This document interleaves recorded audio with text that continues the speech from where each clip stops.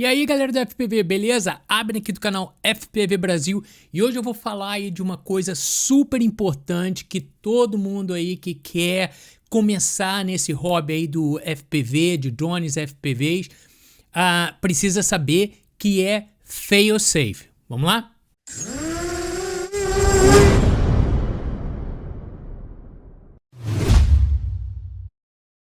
A pior coisa que pode acontecer com o drone é o drone ter um flyaway, ele sair voando sem que a gente tenha controle, né? Fora de controle.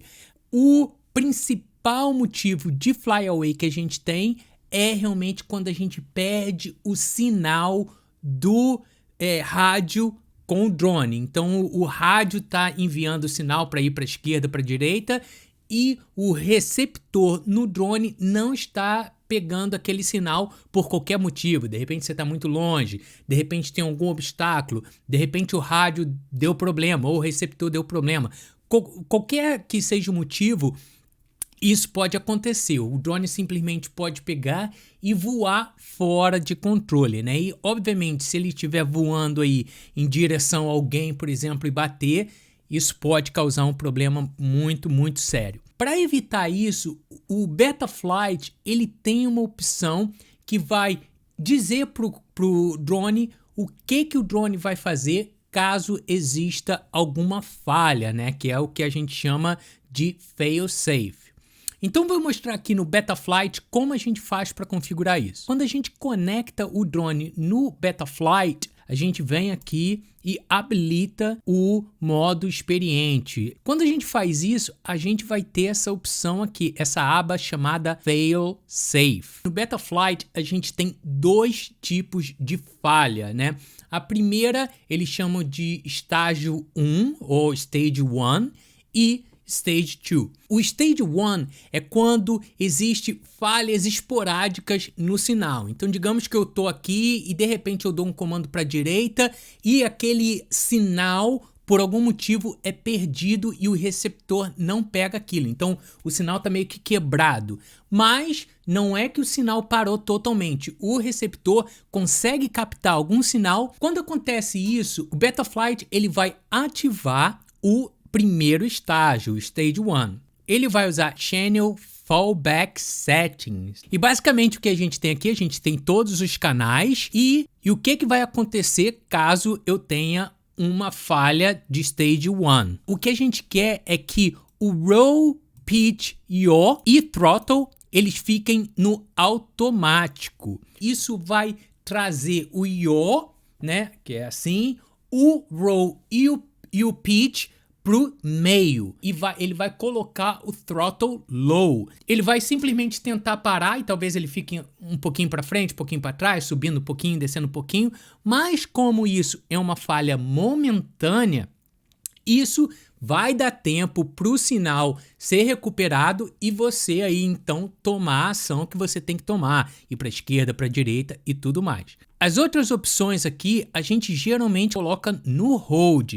Então o drone vai simplesmente manter aquele canal, então ele não vai trocar a posição do switch, porque senão ele pode desarmar o quad enquanto eu estou voando. Digamos que o receptor não está recebendo nenhum sinal do transmissor, então não é uma falha intermitente, realmente perdeu o sinal completamente. Nesse caso, o Betaflight vai então ativar o segundo estágio, Stage 2, que as configurações estão aqui na parte direita. E aqui a gente realmente tem a parte mais importante, que é o procedimento. A gente tem basicamente aqui três opções. A primeira opção é Drop, que obviamente, como o nome diz, simplesmente você está voando, perdeu o sinal, bum, vai desligar o motor e vai cair. Essa é a melhor opção, é a opção que a gente tem que colocar nos drones que não tem GPS, como esse drone aqui. Então, se eu pegar aqui, desconectar do meu outro drone e conectar esse aqui, a gente vê aqui que nesse caso é assim que ele está configurado. Ele está configurado para drop. E isso é mais seguro por alguns motivos, né? O primeiro é que quando a gente está voando, o ideal é que a gente nunca voe sobre pessoas, nunca voe em cima de ninguém. Ou seja, quando a gente está voando, as chances da gente estar voando em cima de alguém é muito pequena. Então, caso haja aí uma perda de sinal, você mais ou menos sabe onde é que você está voando e o drone vai cair, mesmo que ele venha a atingir alguém, por exemplo, na pior das hipóteses, ainda assim é um risco muito menor do que ele cair com os motores ligados. Agora, caso você tenha um drone que tenha GPS, como é o meu caso aqui, nesse Chimera 4, eu posso habilitar essa opção aqui, que é o GPS Rescue. Caso eu perca o sinal, o drone vai pegar e vai tentar voltar para onde eu estou. A primeira opção aqui é o ângulo máximo que ele pode chegar, né? Então, se ele precisar ir para a direita ou para a esquerda, ele não vai inclinar muito para não perder muita a altura. Então, o que ele vai fazer? Ele vai ter um limite de 32 graus, o que é o ideal, a gente tem que manter esse valor. Uma outra opção é a altura inicial em metros que ele vai ter. Esses drones aqui, eles não têm nenhum tipo de sensor de obstáculo.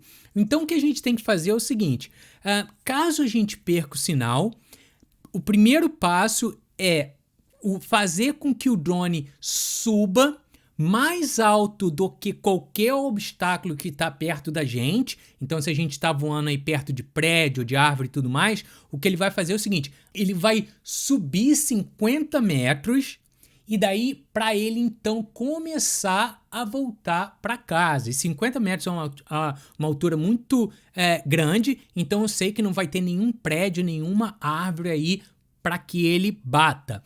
E daí a gente tem a opção aqui de Descend Distance, que é a distância que ele vai começar a descer. Ele vai subir nesses 50 metros, né, que eu especifiquei aqui, e ele vai começar a voltar para casa. Quando ele chegar nessa distância aqui, né, no meu caso aqui 200 metros, ele vai começar a descer. Se você está voando aí perto de obstáculos, né, e os prédios estão, por exemplo, menos do que 200 metros de distância, você vai ter que diminuir isso. E daí outra opção é a velocidade em metros por segundo que ele vai voltar. 20 metros por segundo geralmente é suficiente. Agora a gente tem três opções do acelerador, do throttle, que está configurado aí a 1100, 1600 e 1280. O que é o padrão aí caso você tenha um drone tradicional, não importa o tamanho, mas se for um drone tradicional e você só está carregando uma GoPro e tudo mais, esses valores aqui são valores que você pode começar e não vai ter problema. Agora, obviamente, caso você tenha um drone aí super específico, digamos que você, né, troque o motor aqui, coloque o motor super forte e você tem uma câmera normal, uma câmera grande em cima desse drone aqui. O que vai acontecer é que o ponto de hover dele vai ser muito maior. Eu vou ter que estar lá quase na metade do acelerador para ele começar a levantar por causa do peso.